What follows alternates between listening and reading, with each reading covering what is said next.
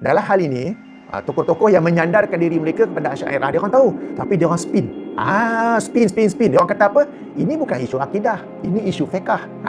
Dia orang spin macam tu. Lalu mereka spin mengatakan bahawa ini adalah isu fiqh, dia bukannya isu akidah. Apakah Allah akan makbulkan kerana orang doa orang dalam kubur, padahal kalau orang di alam dunia doa darat tidak dimakbulkan? So ini adalah isu-isu akidah, bukan isu fiqh. Kalau isu fiqh ialah doa ni secara bersendirian ke secara berjemaah.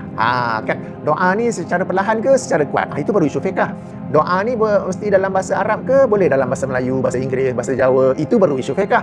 Ini adalah isu akidah. Orang-orang Asy'ariyah ni mereka tahu, sebab tu mereka spin kepada ini isu fiqh, bukan akidah, padahal ia adalah isu akidah.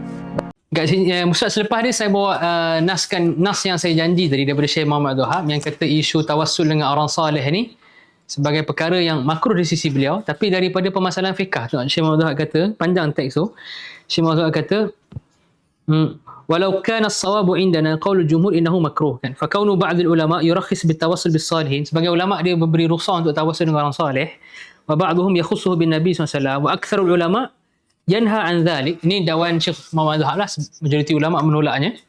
Fa hadhil masalah min masail fiqh. Tapi dia orang spin. Spin.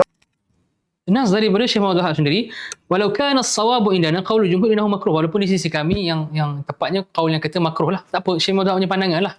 Kita hormat lakadzalik, kan. Tapi kita juga ada ulama lain yang kata boleh. So dekat sini nampak bahawa Syekh Muhammad Abdul Wahab tanawul masalah ni, menghadapi masalah ni bahawa dia masalah khilaf muktabar. Okey, tawassul dengan orang saleh dengan khilaf muktabar. Kan boleh baca sambungan kat bawah tu lah, kita nak teruskan. Tapi dia orang spin. Spin. Adakah Muhammad bin Abdul Wahab sudah menjadi kaki spin, wahai Kapten Jack Sparrow?